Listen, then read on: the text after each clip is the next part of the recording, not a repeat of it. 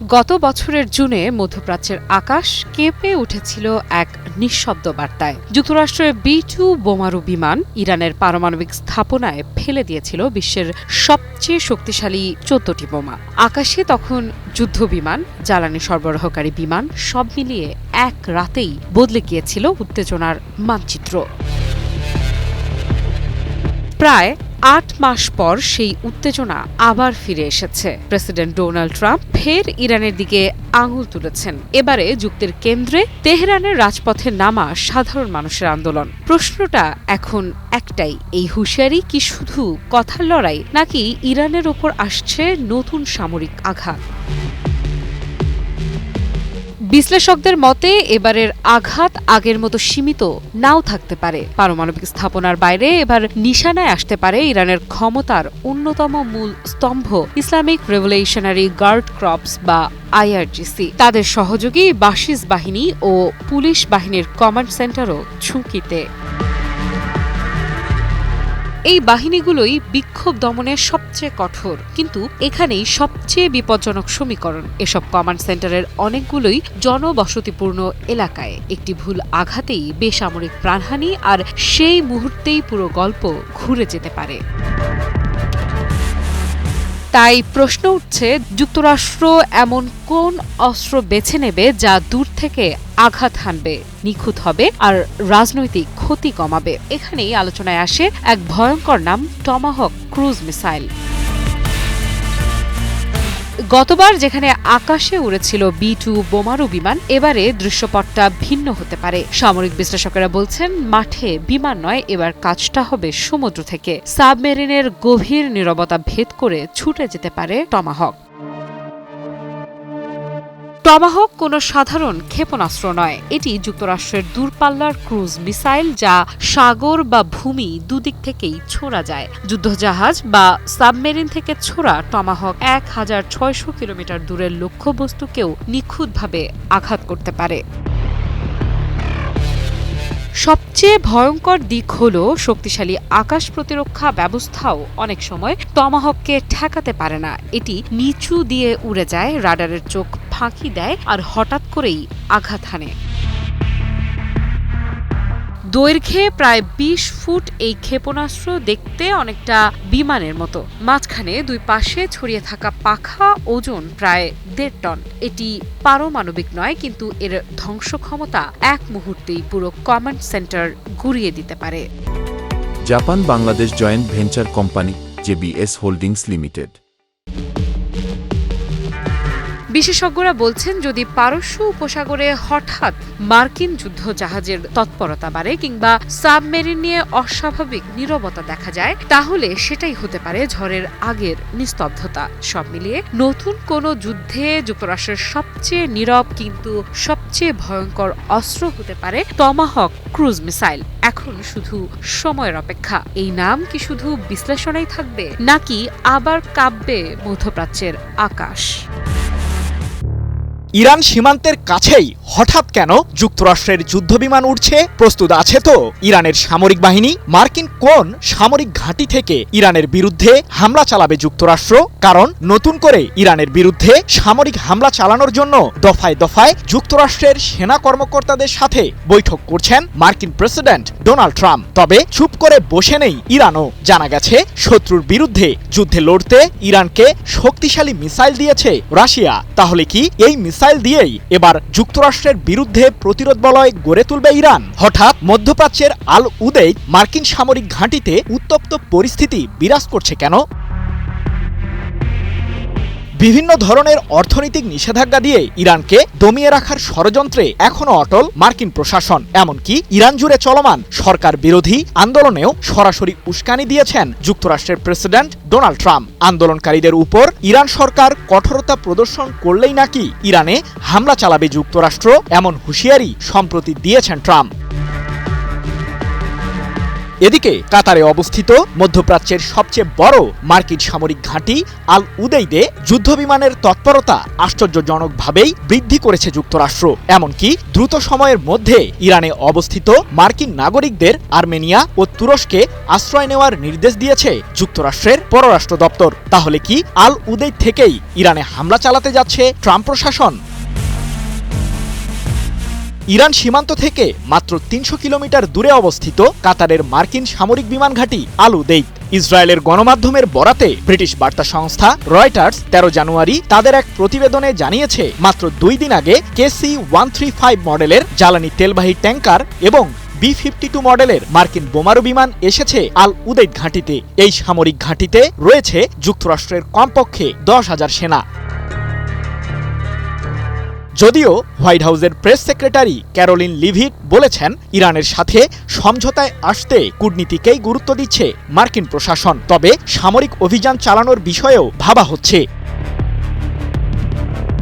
এর আগে গত বছরের জুনে ১২ দিনের যুদ্ধে যুক্তরাষ্ট্রের আল উদেইদ সামরিক ঘাঁটিকে লক্ষ্য করে ক্ষেপণাস্ত্র হামলা চালিয়েছিল ইরানের সর্বোচ্চ প্রতিরক্ষা বাহিনী IRGC। তবে সেই হামলার পাল্টা কোনো জবাব দেয়নি মার্কিন কেন্দ্রীয় কমান্ড। মূলত ২২ জুন ইরানের ৩টি পারমাণবিক কেন্দ্রে B-2 মডেলের বোমারু বিমান দিয়ে হামলা চালিয়েছিল যুক্তরাষ্ট্র। তার প্রেক্ষিতেই আল উদেইদে হামলা চালায় তেহরান। এবার তাহলে কি করবে ইরান? যুক্তরাষ্ট্রের সাথে ক্রমবর্ধমান এমন উত্তেজনার মাঝেই সম্প্রতি ইরানকে ইস্কান্দার মডেলের ক্ষেপণাস্ত্র দিয়েছে রাশিয়া, এমন দাবি আন্তর্জাতিক সংবাদ মাধ্যমগুলোর। শব্দের চেয়ে অন্তত ৭ গুণ বেশি গতিতে ছুটতে পারা রাশিয়ার তৈরি এই ইস্কান্দার মিসাইলটি ৫০০ কিলোমিটারের মাঝে শত্রুপক্ষের আস্তানা নিমিষেই গুড়িয়ে দিতে সক্ষম। ক্ষেপণাস্ত্রটি ৪৮০ থেকে ৭০০ কেজি ওজনের প্রচলিত এবং পারমাণবিক ওয়ারহেড বহন করতে পারে। কিন্তু এই মিসাইলটি দিয়ে কি আল উদেইদে হামলা চালাতে পারবে ইরান?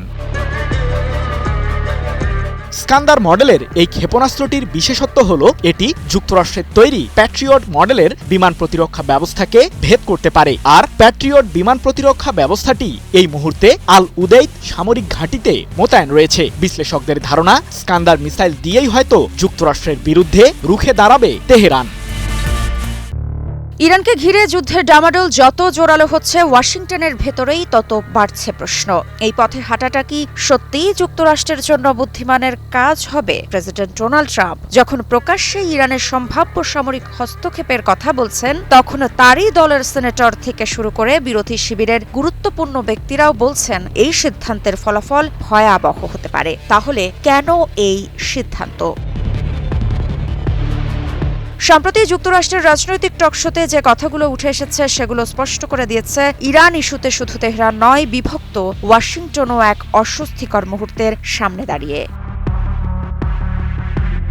ইরানের বিরুদ্ধে সামরিক পদক্ষেপ নেওয়া আদৌ সঠিক হবে কিনা এই প্রশ্ন তুলেছেন যুক্তরাষ্ট্রের দুই প্রধান দলের একাধিক সিনেটর। ক্রমবর্ধমান উত্তেজনার মধ্যে সম্ভাব্য মার্কিন হামলা ইরানকে দুর্বল করবে নাকি উল্টো আরও শক্ত করবে, তা নিয়েই তাদের মূল সংশয়।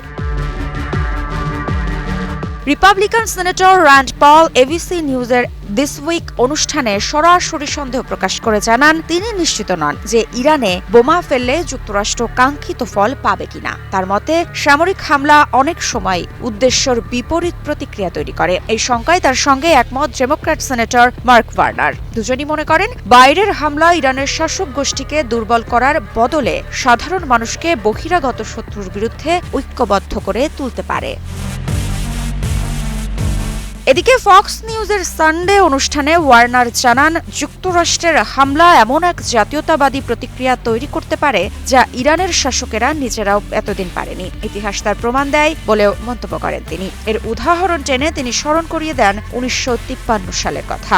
যুক্তরাষ্ট্রের সমর্থনে ইরানের সরকার উৎখাতের সেই অধ্যায়ই শেষ পর্যন্ত এমন বাস্তবতা তৈরি করেছিল যা কয়েক দশক পর দেশটিতে ধর্মীয় শাসকের উত্থানের পথ খুলে দেয়। এমন বাস্তবতায় হোয়াইট হাউসও যে বিকল্প পথ খুঁজছে তার ইঙ্গিত মিলেছে ওয়াল স্ট্রিট জার্নালের প্রতিবেদনে। তবে তেহরানের বার্তা স্পষ্ট। ইরান আগেই জানিয়ে দিয়েছে যুক্তরাষ্ট্র হামলা চালালে মধ্যপ্রাচ্যে থাকা মার্কিন সামরিক ঘাঁটিগুলোই হবে তাদের লক্ষ্য। এর বিপরীতে রিপাবলিকান সেনেটর লিন্ডসে গ্রাহাম রয়েছেন সম্পূর্ণ ভিন্ন অবস্থানে। বরাবরের মতোই কড়া পররাষ্ট্রনীতির পক্ষে থাকা গ্রাহাম ট্রাম্পকে আহ্বান জানিয়েছেন আরও আক্রমণাত্মক হওয়ার জন্য। তার মতে ইরানের বিক্ষোভকারীদের সাহস জোগাতে হলে শাসক গোষ্ঠীকে ভয় দেখানো জরুরি। ফক্স নিউজের সানডে মর্নিং ফিসার্চ অনুষ্ঠানে গ্রাহাম জানান, তিনি প্রেসিডেন্ট হলে যারা মানুষ হত্যা করছে সেই নেতৃত্বকে লক্ষ্যবস্তু করতেন। তার মতে এই সংকটের শেষ টান দিতে হবে এখনই। এই টানাপোড়েনের মধ্যেই নতুন করে আলোচনায় এসেছেন ইরানের শেষ শাহের ছেলে রেজা পাহলভি। 1979 সালে ক্ষমতাচ্যুত হয়ে পালিয়ে যাওয়া শাহের উত্তরসূরি 11 জানুয়ারি জানিয়েছেন তিনি ইরানে ফিরে গণতান্ত্রিক সরকার প্রতিষ্ঠার নেতৃত্ব দিতে প্রস্তুত। একই অনুষ্ঠানে তিনি জানান, এই জন্য তিনি ইতোমধ্যেই পরিকল্পনা শুরু করেছেন। তার দাবি, লক্ষ্য একটাই, সম্পূর্ণ একটি রূপান্তর যেখানে ইরানের মানুষ স্বাধীনভাবে নিজেদের নেতা বেছে নেওয়ার সুযোগ পাবে এবং নিজেদের ভবিষ্যৎ নিজেরাই নির্ধারণ করবে। সব মিলিয়ে ইরান ইস্যুতে যুক্তরাষ্ট্রের সামনে এখন এক কঠিন সমীকরণ। সামরিক শক্তি প্রদর্শন কি সত্যিই সমস্যার সমাধান আনবে, নাকি ইতিহাসের মতো আবারও নতুন এক অস্থিতিশীল অধ্যায়ের জন্ম নেবে? মধ্যপ্রাচ্যের উত্তপ্ত রাজনীতিতে নতুন এক বার্তা দিল সৌদি আরব। ইরানের বিরুদ্ধে কোনো সামরিক হামলায় নিজেদের ভূখণ্ড বা আকাশসীমা ব্যবহার করতে দেবে না সৌদি আরব। এই সিদ্ধান্ত এমন এক সময়ে এলো যখন যুক্তরাষ্ট্র ইরানের বিরুদ্ধে সামরিক পদক্ষেপের হুমকি জোরালো করছে। বার্তা সংস্থা এএফপির বরাতে জানা গেছে, সৌদি সরকারের ঘনিষ্ঠ দুটি সূত্র নিশ্চিত করেছে তেহরানকে সরাসরি এই অবস্থানের কথা জানিয়ে দিয়েছে সৌদি আরব। স্পষ্ট ভাষায় বলা হয়েছে, ইরানের বিরুদ্ধে পরিচালিত কোনো সামরিক অভিযানের অংশ হবে না সৌদি আরব। একটি সূত্র জানায়, যুক্তরাষ্ট্রের সম্ভাব্য হামলার প্রেক্ষাপটে সৌদি আরব ইরানকে আশ্বস্ত করেছে যে সৌদি ভূখণ্ড কিংবা আকাশসীমা কোনোভাবেই ব্যবহার করতে দেয়া হবে না। সরকারের ঘনিষ্ঠ আরেকটি সূত্র একই তথ্য নিশ্চিত করেছে। এই বার্তার গুরুত্ব আরও বাড়ছে বর্তমান পরিস্থিতিতে। ইরানে চলমান বিক্ষোভ দমনে সরকারের কঠোর অভিযানের জেরে যুক্তরাষ্ট্র সামরিক হামলার হুমকি দিচ্ছে। ট্রাম্প প্রশাসনের ভাষায় এই হুমকি ইরানের জনগণের পাশে দাঁড়ানোর বার্তা। তবে তেহরানও নীরব নেই। ইরান সতর্ক করে দিয়েছে, নতুন কোনো হামলা হলে তারা আশেপাশের দেশ ও জলসীমায় থাকা যুক্তরাষ্ট্রের সামরিক ঘাঁটি এবং নৌ পরিবহনকে লক্ষ্য করে পাল্টা আঘাত হানতে পারে। এই পাল্টাপাল্টি হুমকির মাঝেই সৌদি আরবের অবস্থান নতুন মাত্রা যোগ করেছে। দীর্ঘদিন ধরে ইরান ও সৌদি আরব ছিল আঞ্চলিক প্রতিদ্বন্দ্বী। ইয়েমেন থেকে সিরিয়া বিভিন্ন সংঘাতে দুই দেশের অবস্থান ছিল বিপরীত মেরুতে।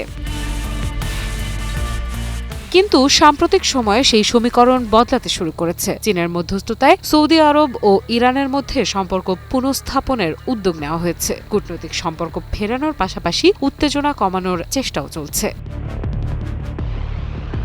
বিশ্লেষকদের মতে সৌদি আরবের এই বার্তা সেই নতুন কূটনৈতিক বাস্তবতারই প্রতিফলন। রিয়াদ স্পষ্ট করে জানিয়ে দিচ্ছে, তারা আর কোনো সরাসরি সংঘাতের অংশ হতে চায় না। বিশেষজ্ঞরা বলছেন, সৌদি আরব জানে ইরান ও যুক্তরাষ্ট্রের মধ্যে সরাসরি যুদ্ধ শুরু হলে তার সবচেয়ে বড় অভিঘাত পড়বে উপসাগরীয় অঞ্চলে। তেল সরবরাহ, বাণিজ্যিক নৌপথ এবং আঞ্চলিক নিরাপত্তা সবই ঝুঁকিতে পড়বে। কি বুঝলেন ভাই? অনলি যেটাই চাই। উল্লেখযোগ্য বিষয় হল, পারস্য উপসাগরীয় অঞ্চলে যুক্তরাষ্ট্রের বড় সামরিক উপস্থিতি রয়েছে। সৌদি আরবেও আছে মার্কিন সামরিক ঘাঁটি ও সেনা সদস্য। ফলে ইরান যুক্তরাষ্ট্র সংঘাত বাড়লে সৌদি আরব নিজেই বড় ঝুঁকিতে পড়তে পারে। এই বাস্তবতায় সৌদি আরবের অবস্থান শুধু ইরানের প্রতি বার্তা নয়, বরং ওয়াশিংটনের দিকেও এক ধরনের সতর্ক সংকেত। বিশ্লেষকদের মতে রিয়াদ বোঝাতে চাইছে, এই যুদ্ধে তারা ব্যবহারযোগ্য মঞ্চ হতে চায় না। বুধবার রাতেই ইরানের বিরুদ্ধে সামরিক হামলার পরিকল্পনা চূড়ান্ত করে ফেলে মার্কিন যুক্তরাষ্ট্র। তবে ইসরায়েলের প্রধানমন্ত্রী বেনিয়ামিন নেতানিয়াহুর অনুরোধেই ইরানের সম্ভাব্য হামলা থেকে পিছিয়ে আসে যুক্তরাষ্ট্র। তবে কি আবারও যে কোনো মুহূর্তেই ইরানে হামলা চালাতে পারে যুক্তরাষ্ট্র? ইরান কি প্রস্তুত? ইরানের বিরুদ্ধে সম্ভাব্য মার্কিন সামরিক হামলা পিছিয়ে দিতে প্রেসিডেন্ট ডোনাল্ড ট্রাম্পকে অনুরোধ করেন ইসরায়েলের প্রধানমন্ত্রী বেনিয়ামিন নেতানিয়াহু। বৃহস্পতিবার এমন তথ্য জানায় যুক্তরাষ্ট্রভিত্তিক সংবাদ মাধ্যম দ্য নিউ ইয়র্ক টাইমস। প্রতিবেদনে আরও বলা হয়, যুক্তরাষ্ট্র ইরানে হামলার পরিকল্পনা বাতিল করেনি, বরং সময় পরিবর্তন করেছে। ইসরায়েলের চ্যানেল 14 জানায়, বুধবার যুক্তরাষ্ট্র ইসরায়েলকে জানায় যে তারা রাতেই ইরানে হামলা চালাতে পারে, তবে পরে সেই পরিকল্পনা স্থগিত করা হয়। ইসরায়েলের প্রধানমন্ত্রী বেনিয়ামিন নেতানিয়াহুর অনুরোধেই ইরানে সম্ভাব্য হামলা থেকে পিছিয়ে আসে মার্কিন যুক্তরাষ্ট্র। এর আগে ফক্স নিউজকে দেওয়া এক সাক্ষাৎকারে ট্রাম্প বলেন, তার সতর্কবার্তার পর ইরানে আটক এক বিক্ষোভকারীকে মৃত্যুদণ্ড দেওয়া থেকে পিছিয়ে আসে ইরান। তিনি জানান, অন্যদের ক্ষেত্রেও একই সিদ্ধান্ত নিয়েছে ইরান।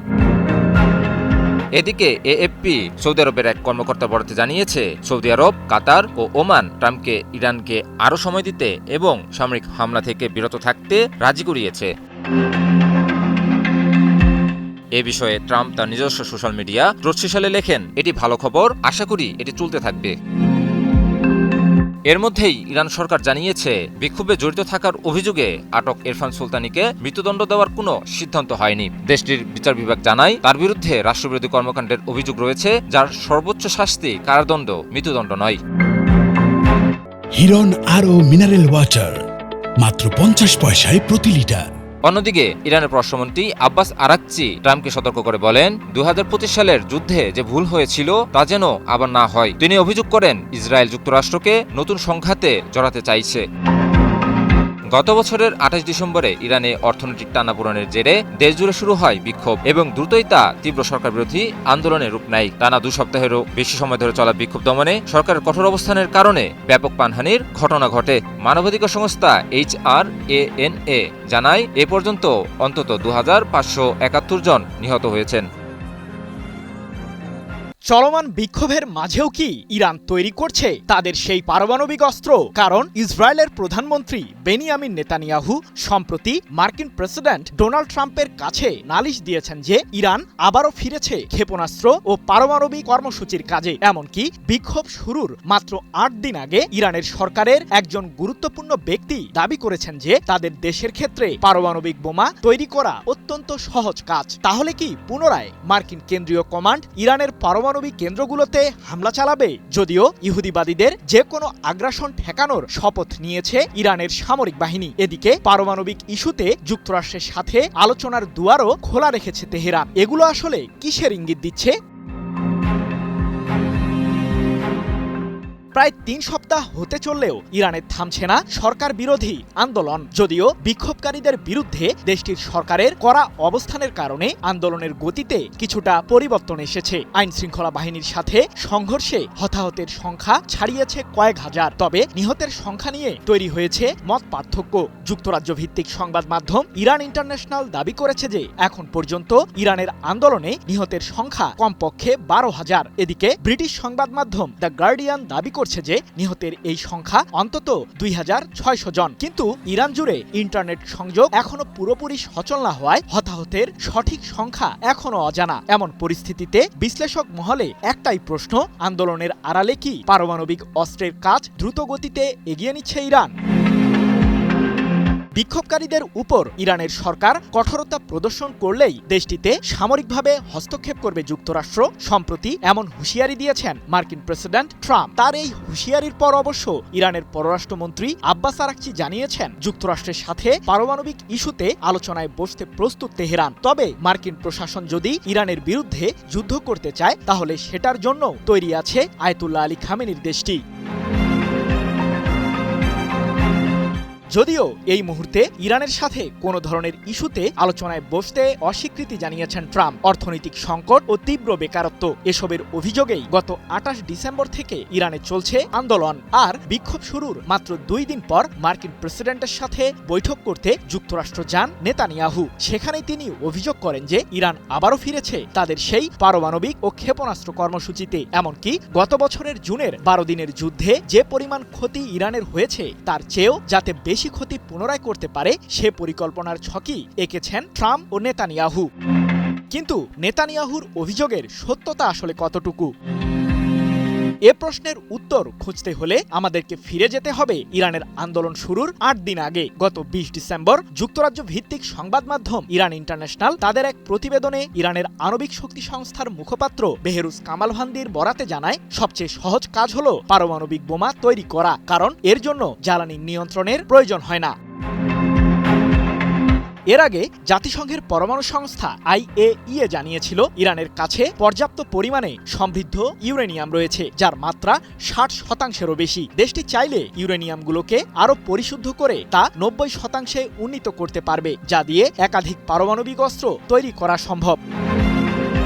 যদিও ইরানের সরকারের উচ্চমহল বারবার দাবি করেছে যে ইউরেনিয়াম ব্যবহার করে কোনো ধরনের অস্ত্র তৈরির পরিকল্পনা নেই দেশটির, তবে ইরানের কাছে ঠিক কী পরিমাণ পরিশুদ্ধ ইউরেনিয়াম রয়েছে সে বিষয়ে দেশটির সরকার আজও খোলাসা করেনি। এমনকি এত পরিমাণে পরিশুদ্ধ ইউরেনিয়াম দিয়ে আসলে তারা ঠিক কী করতে চায় সে বিষয়টি আজও অজানা। তাই বিশ্লেষক মহলে প্রশ্ন থেকেই যায়, চলমান আন্দোলনের মাঝেও কি ইউরেনিয়াম পরিশুদ্ধের কাজে ব্যস্ত সময় পার করছে ইরান?